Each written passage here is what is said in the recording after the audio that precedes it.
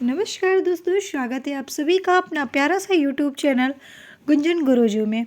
तो फ्रेंड्स, आज के इस वीडियो में हम फिर से लाए हैं आपके लिए टॉप 25 क्वेश्चंस जो आपके एग्ज़ाम के लिए काफ़ी इम्पोर्टेंट है। यदि आप यूपी पुलिस की प्रिपरेशन कर रहे हैं तो ये क्वेश्चन आपके लिए इम्पोर्टेंट है। किसी भी कॉम्पिटिशन के एग्ज़ाम में बैठने वाले हैं तो ये सभी क्वेश्चन आपके लिए इम्पोर्टेंट है। लेकिन अगर हम बात करते हैं साइंस के जो क्वेश्चंस आपके ये पूछे जा रहे हैं, ये जो क्वेश्चंस आपके लिए हम लेकर आए वो काफ़ी सिलेक्टिव क्वेश्चंस हैं। ये अक्सर एग्जाम में पूछे जाते हैं, तो इस वीडियो में लास्ट तक बने रहिएगा। क्वेश्चन नंबर फर्स्ट, मानव रक्त का पीएच मान 7 पॉइंट होने का क्या कारण है। देखिए, यहाँ से दो क्वेश्चन आपके बनते हैं। फर्स्ट क्वेश्चन तो आपका ये बन गया कि मानव रक्त का पीएच मान कितना होता है, तो 7.4 होता है। दूसरा क्वेश्चन बन गया कि 7.4 क्यों होता है, क्योंकि ये क्षारीय होता है, यानी कि 7 से ज़्यादा होता है इसलिए ये क्षारीय होता है। ठीक है, अगर 7 से कम है तो अम्लीय है, 7 से ज़्यादा है तो क्षारीय है, तो ये 7.4 है इसलिए ये क्षारीय है। तो आपको यहाँ से दो क्वेश्चन का आंसर मिला। ओके, नेक्स्ट क्वेश्चन है आपका, पुरुषों की तुलना में महिलाओं में रक्त कितना होता है। देखिए, आप सभी को पता है कि अगर हम पुरुष की बात करते हैं तो उसमें 5 से 6 लीटर होता है, और अगर हम बात करते हैं महिलाओं में तो 4 से 5 लीटर होता है। यानी कि इसमें आपका कितना कम होता है भाई, तो आपको बताना है कि मैक्सिमम 1 लीटर के आसपास हमारा ब्लड कम होता है। तो इसका राइट आंसर आप क्या बताओगे, आधा लीटर कम, यानी कि ऑप्शन ए। अब देखिए, अगर हम इसके अकॉर्डिंग बात करते हैं कि भाई 5 से 6 लीटर यहाँ पे होता है और 4 से 5 लीटर ही होता है, तो यहाँ मैक्सिमम आपका 1 लीटर हुआ। लेकिन जो एक अप्रोक्स अगर माना जाता है तो वो आधा लीटर ही कम माना जाता है, इसलिए इसका राइट आंसर भी ऑप्शन ए है। क्वेश्चन नंबर थर्ड, रक्त से आरबीसी को जब निकाल दिया जाता है, अगर आप रक्त से आरबीसी को निकाल देते हैं तो उसका जो शेष भाग बचता है उसे हम क्या कहते हैं, उसे हम प्लाज्मा कहते हैं। आपका ये ब्लड है और ब्लड से आपने आरबीसी को हटा दिया, तो आरबीसी को हटाने के बाद आपका बचेगा क्या, प्लाज्मा बचेगा। ठीक है, प्लाज्मा किस कलर का होता है, लाइट येलो कलर का होता है। क्यों लाइट येलो कलर का होता है, क्योंकि उसमें बिलीरुबिन, ठीक है, बिलीरुबिन या बिलीवर्डिन दो पिगमेंट होते हैं। तो एक होता है बिलीरुबिन, एक होता है बिलीवर्डिन। आपको बताना है बिलीरुबिन। ठीक है, बिलीरुबिन की मात्रा जब ज़्यादा हो जाती है तो आपको जॉइंडिस जैसे डिसीज़ हो जाते हैं। आपने सुना होगा पीलिया हो गया है। ठीक है, तो यहाँ पे जो आपका क्वेश्चन बनेगा वो ये बनेगा, पहले ध्यान से समझ लीजिएगा। देखिए, यहाँ से मैंने आपको बताया कि रक्त से आरबीसी को जब निकाल देते हैं तो प्लाज्मा कहलाता है, क्वेश्चन नंबर फर्स्ट। दूसरा क्वेश्चन आपका बना कि प्लाज्मा क्यों येलो कलर का होता है, क्योंकि उसमें बिलीरुबिन पाया जाता है। बिलीरुबिन क्या है, एक प्रकार का पिगमेंट होता है। जब आपके बॉडी में प्लाज्मा के अंदर बिलीरुबिन की मात्रा ज़्यादा हो जाती है तो आपको जॉन्डिस यानी कि पीलिया हो जाता है। ठीक है, तो आपको 3 क्वेश्चन बने। नेक्स्ट क्वेश्चन आपको याद रखना है, डब्ल्यूबीसी का पूरा नाम वाइट ब्लड सेल्स होता है और इसे लिम्फोसाइट के नाम से भी जानते हैं। आरबीसी को हम लोग किसके नाम से जानते हैं, तो आपको बताना है क्या, कमेंट करके बताइए कि आरबीसी को हम साइंस की लैंग्वेज में क्या बोलते हैं। एक बार कमेंट करके सभी लोग बताइएगा। ठीक है, चलिए अब हम बात करते हैं आगे आरबीसी के बारे में थोड़ा सा, कि आरबीसी का लाइफ स्पैन कितना होता है। तो इसका लाइफ स्पैन जो होता है वो 120 डेज होता है, यानी कि इसका जीवन काल 120 दिन का होता है। अगर आरबीसी की डेड हो जाती है, जब हमारे बॉडी में आरबीसी की 120 डेज तो होती है जीवन काल, जब ये डेड हो जाता है तो कहाँ जाकर स्टोर होता है, आपको बताना है कहाँ पे, स्प्लीन में स्टोर होता है, यानी कि तिल्ली में। ठीक है, हिंदी में तिल्ली बोलते हैं और इंग्लिश में स्प्लीन बोलते हैं या फिर प्लीहा के नाम से जानते हैं। तो आपका ब्लड स्टोर कहाँ होता है, प्लीहा में होता है। तो जो प्लीहा से क्वेश्चन बनता है वो ये बनेगा आपका कि आरबीसी का ब्लड बैंक किसे कहते हैं, तो आरबीसी का ब्लड बैंक प्लीहा स्प्लीन को कहा जाता है। बात समझ में आ गई, फिर से रिपीट करते हैं। 3 क्वेश्चन बताया। पहला क्वेश्चन आपका बना आरबीसी का लाइफ स्पैन कितना होता है, 120 डेज। आरबीसी का ब्लड बैंक किसे कहते हैं, स्प्लीन को कहते हैं। आरबीसी को आरबीसी को साइंस के लैंग्वेज में क्या कहा जाता है, ये आप बताओगे। डब्ल्यूबीसी इसको ल्यूकोसाइट्स कहते हैं, ठीक है। चलिए नेक्स्ट पे आते हैं। नेक्स्ट क्वेश्चन आपका क्या है, आरबीसी का वैज्ञानिक नाम क्या है। देखिए हमने क्वेश्चन आपसे पूछा है और यहाँ आपके सामने नेक्स्ट क्वेश्चन पे आ गया, उसी का आंसर आपको बताना पड़ेगा। अब हमें कमेंट करिएगा, जितने बच्चों को आप मालूम है वो कमेंट करके बताएंगे और जिन्हें नहीं मालूम वो देख लीजिए। इरिथ्रोसाइट्स कहते हैं। आरबीसी का जो साइंटिफिक नेम होता है, वैज्ञानिक नाम होता है, वो इरिथ्रोसाइट्स होता है। डब्ल्यूबीसी का ल्यूकोसाइट्स होता है। प्लेटलेट्स को हम थ्रोम्बोसाइट्स के नाम से जानते हैं। और जब ये तीनों मिल जाते हैं तो उसी को हम लोग बोलते हैं क्या, उसको हम लोग बोलते हैं रुद्राणु। क्या बोलते हैं, रुद्राणु बोलते हैं, ठीक है। चलिए आगे आते हैं। नेक्स्ट क्वेश्चन, विटामिन को किन दो प्रकार में वर्गीकृत किया गया है। देखिए विटामिन को दो जो वर्गीकृत किया गया है वो कौन सा होगा, पानी में घुलनशील और वसा में घुलनशील। तो यहाँ पे इसका राइट आंसर ऑप्शन सी होना चाहिए। पानी में घुलनशील और वसा में घुलनशील दो प्रकार के विटामिन होते हैं। नेक्स्ट क्वेश्चन है आपका, किस विटामिन को एंटी कैंसर विटामिन कहते हैं। कौन सी विटामिन है जिसे एंटी कैंसर विटामिन के नाम से जाना जाता है। तो आपको बताना है विटामिन ए। विटामिन ए को एंटी कैंसर के नाम से जाना जाता है। नेक्स्ट क्वेश्चन है आपका, मानव शरीर के किस अंग का प्रत्यारोपण नहीं किया जा सकता। देखो सबसे पहले तो लीवर, इसका प्रत्यारोपण पूर्ण रूप से आप कर सकते हैं, ठीक है। आप लीवर को, क्योंकि लीवर का बहुत जल्दी क्या होता है भाई, फॉर्मेशन हो जाता है, एक नया निर्माण हो जाता है। लीवर को काट के भी अगर से किसी का लीवर खराब है तो मैंने अपना आधा लीवर दे दिया, फिर से मेरा लीवर आ जाएगा, ठीक है। तो लीवर का प्रत्यारोपण बहुत ही आसान तरीके से कर सकते हैं और कई बार कर सकते हैं, क्योंकि इसमें जो सेल डिवीज़न होती है बहुत तेज़ी से होती है। लेकिन पूछा गया है किसमें प्रत्यारोपण नहीं किया जा सकता, तो फेफड़े का नहीं किया जा सकता।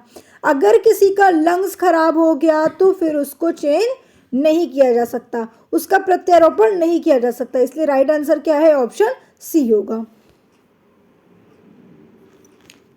नेक्स्ट क्वेश्चन है आपका, मानव शरीर के किस अंग को पुनर्निर्माण की क्षमता सबसे अधिक होती है। अभी आपको मैंने बताया है जस्ट, ठीक है। अब यहाँ पे थोड़ा सा अलग क्वेश्चन आपसे पूछ लिया है कि मानव शरीर में किस अंग की पुनर्निर्माण की क्षमता सबसे ज़्यादा अधिक होती है।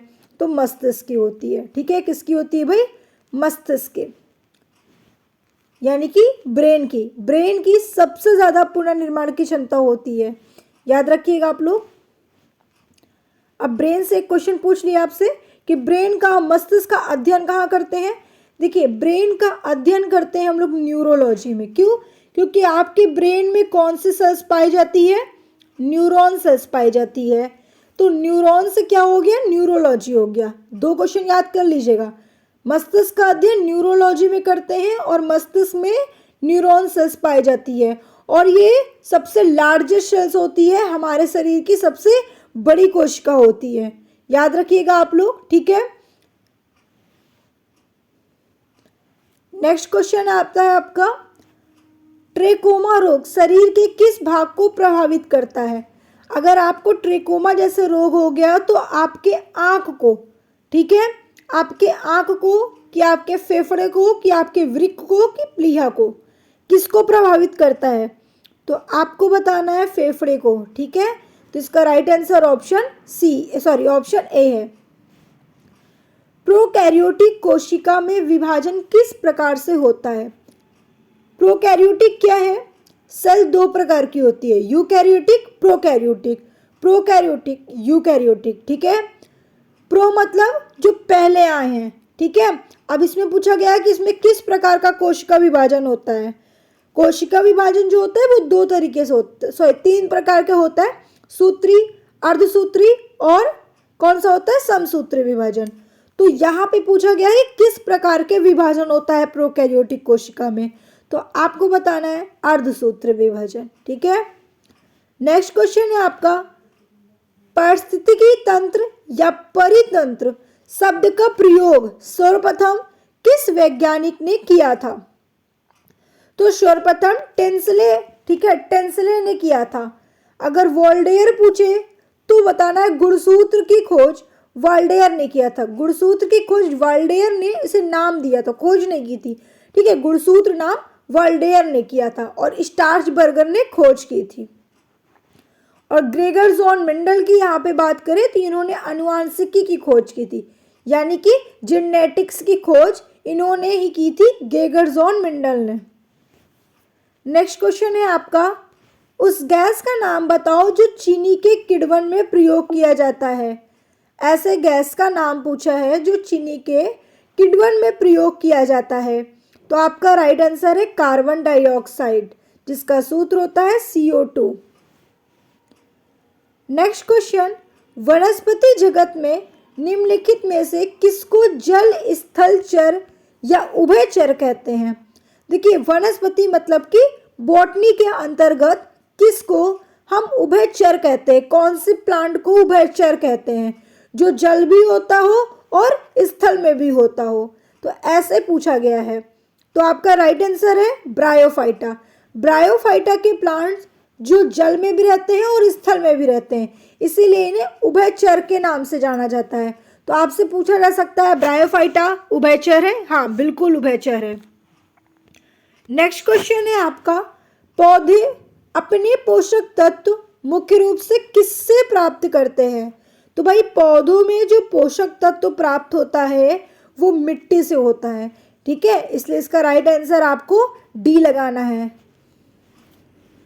नेक्स्ट क्वेश्चन है आपका, मानव मस्तिष्क के निम्नलिखित भागों में से कौन सा एक निवारण और उल्टी का नियमन केंद्र होता है। जैसे आपको जीव मचलाना, उल्टी आना, ये सब होता है आपके बॉडी में, तो कौन कंट्रोल करता है, किसके कारण आता है, कौन कहता है ये भाई उल्टी आओ, उल्टी करो, चलो करो, चलो जीव मचलाने वाला है, कौन उसे प्रेशर देता है, कौन उसे सिग्नल देता है, कौन सा पार्ट ब्रेन का, ठीक है। तो आपका राइट आंसर होना चाहिए ऑप्शन ए मेडुला ऑब्लंगेटा। अगर आपको मतलब कि उल्टी होना इस तरह की चीज़ें प्रॉब्लम आ रही है तो ये मेडुला ऑब्लंगेटा का काम होता है इसको कंट्रोल करना, ठीक है। तो ये डिपेंड करता है आपके मेडुला ऑब्लंगेटा में। नेक्स्ट है आपका, वह कौन सा जीव है जो कभी पानी नहीं पीता बल्कि इसका अवशोषण त्वचा से करता है। ऐसे जीव का नाम बताना है। तो मेढक जो कभी भी पानी नहीं पीता और इसका जो अवशोषण करता है अपने त्वचा यानी स्किन के कारण करता है। मेरी कल्चर में किसका अध्ययन करते हैं। देखिए मेरी कल्चर यहाँ पे पूछा गया है, तो मेरी कल्चर की जब हम बात करते हैं तो समुद्री जीवों का अध्ययन मेरी कल्चर में किया जाता है। पोमोलॉजी में, ठीक है, फूलों का अध्ययन किया जाता है। और वृक्षों में और मधुमक्खियों में आप कमेंट करके बताइएगा, क्योंकि मैं अध्ययन आपको बहुत सारा पढ़ा चुकी हूँ। नेक्स्ट क्वेश्चन है आपका, हल्दी व पीला रंग किसकी उपस्थिति के कारण होता है।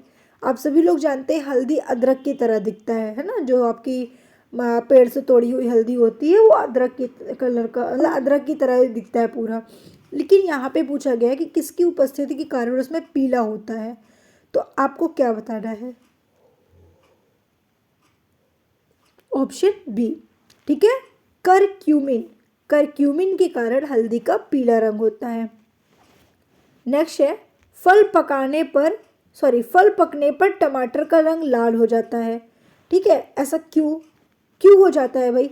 अब जैसे कि मान लेते हैं आपका जो टमाटर होता है वो ग्रीन कलर का होता है, कब, जब कच्चा होता है। तो उसमें क्या पाया जाता है, उसमें क्लोरोप्लास्ट पाया जाता है, ठीक है, क्या पाया जाता है, क्लोरोप्लास्ट पाया जाता है।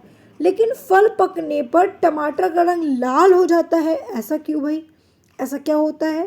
तो आपको बताना है उस टाइम भी क्या होता है, क्लोरोप्लास्ट ही होता है। जल्दी से कमेंट करिए क्या आंसर होगा, इसका राइट आंसर क्या होगा, जल्दी से कमेंट करिए। फल पकने पर टमाटर का रंग लाल क्यों हो जाता है, क्योंकि वो क्लोरोप्लास्ट किस में चेंज होता है, क्रोमोप्लास्ट में चेंज हो जाता है। यहाँ पे थोड़ा सा गलत टाइपिंग है। फल पकने पर टमाटर का जो लाल रंग होता है वो लाइकोपिन के कारण होता है, ठीक है, लाइकोपिन के कारण होता है। लेकिन अगर पिगमेंट की बात करें तो जब तक कच्चा होता है उसमें क्लोरोप्लास्ट होता है, और पकने के बाद क्रोमोप्लास्ट हो जाता है। और किसके कारण से, कौन से क्या नाम है, प्रोटीन की वजह से ऐसा होता है, तो आपको बताना है लाइकोपिन के कारण होता है। ठीक है, लाइकोपिन के कारण टमाटर का लाल रंग होता है। क्वेश्चन नंबर 21, किस पोषक तत्व को सर्वप्रथम मुंह में पाचन होता है? तो कार्बोहाइड्रेट का। देखिए, जब आप लोग पोषक तत्व वाला पाचन तंत्र का चैप्टर पढ़े होगे तो आपने देखा होगा कि जब आप लोग खाना को माउथ में लेते हो तो लेने के बाद आपके माउथ में क्या होता है, दांत होता है, टीथ होता है, तो छोटे छोटे टुकड़ों में डिवाइड करता है ना। ये मैकेनिकल का काम करता है, छोटे छोटे भागों में डिवाइड कर देता है। उसके बाद स्लाइवा यानी कि लार में मिक्स करता है। आपके लार में कई एंजाइम पाए जाते हैं, वैसे तो 3 एंजाइम पाए जाते हैं, लेकिन यहाँ पे जो मैं बताने वाली हूँ वो जो एंजाइम होता है उसे हम लोग कहते हैं टाइलिन। ठीक है, उसे कहते हैं स्लैवरी टाइलिन या इमाइलेज, स्लैवरी इमाइलेज। वो क्या करता है, 90% आपके कार्बोहाइड्रेट का डाइजेशन वहीं पे कर देता है। तो मुंह में कौन से चीज़ों का पाचन होता है, आपके कार्बोहाइड्रेट का हो जाता है, इसीलिए कार्बोहाइड्रेट चीज जल्दी डाइजेस्ट हो जाती है। किस वर्ग के सभी प्राणी अंडज होते हैं? ऐसे कौन से वर्ग के प्राणी हैं जो सभी अंडज होते हैं? तो आपको बताना है सरीसृप। ठीक है, सरीसृप जो सभी अंडज होते हैं। नेक्स्ट है, धमनी रक्तचाप को मापने वाले उपकरण को हम क्या कहते हैं? देखिए, जैसे धमनी रक्तचाप मतलब कि जो आपका ब्लड प्रेशर होता है ना, उसको मापने वाले हम उपकरण को क्या कहते हैं? तो आपको बताना है रक्त दाब मापी के नाम से जाना जाता है। ठीक है, रक्त दाब मापी से आप लोग क्या करते हैं, ब्लड प्रेशर को मापते हैं। याद रखेंगे आप लोग। क्वेश्चन नंबर, नेक्स्ट क्वेश्चन है आपका, निम्न में से कौन मानव मादा जनन तंत्र का भाग नहीं है? देखिए, मानव जनन तंत्र का भाग नहीं है भाई। देखिए, सभी वर्ड मानव जनन से ही संबंधित लग रहे हैं, लेकिन यहाँ पे पूछोगे कौन सा भाग नहीं है, ये थोड़ा सा कंफ्यूजन क्वेश्चन है। और यहाँ पे बच्चों को तभी पता चलेगा जब बच्चे बहुत ही अच्छे से इसके बारे में पढ़े होंगे। अब देखिए, सभी जो इतने भी पार्ट है सभी आपको ऐसे दिख रहे होंगे कि सभी तो पाचन मादा जनन अंग के पार्ट लग रहे हैं, लेकिन कौन सा नहीं है, शुक्रवाहिनी। ठीक है, शुक्रवाहिनी जो आपका है वो जनन तंत्र का पार्ट नहीं है। बाकी गर्भाशय, प्रजनन नलिका, अंडाशय, ये सभी मादा जनन तंत्र के भाग हैं। नेक्स्ट एंड लास्ट है आपका, शैवाल को 3 प्रमुख भागों में विभक्त किया गया है, तो वे कौन से हैं? आपको बताना है क्लोरोफाइसी, रोडोफाइसी, फियोफाइसी। 3 भागों में इसे डिवाइड किया गया है। तो इस तरीके से आपको मैंने 25 क्वेश्चंस बताए। वीडियो अच्छी लगी तो लाइक करके चैनल को सब्सक्राइब करिएगा। ये वीडियो आपके लिए काफ़ी यूजफुल है और काफ़ी इंटरेस्टिंग क्वेश्चंस हम आपके लिए लेकर आए हैं, इसलिए ऐसे ही वीडियो देखने के लिए चैनल को सब्सक्राइब करना बिल्कुल मत भूलें।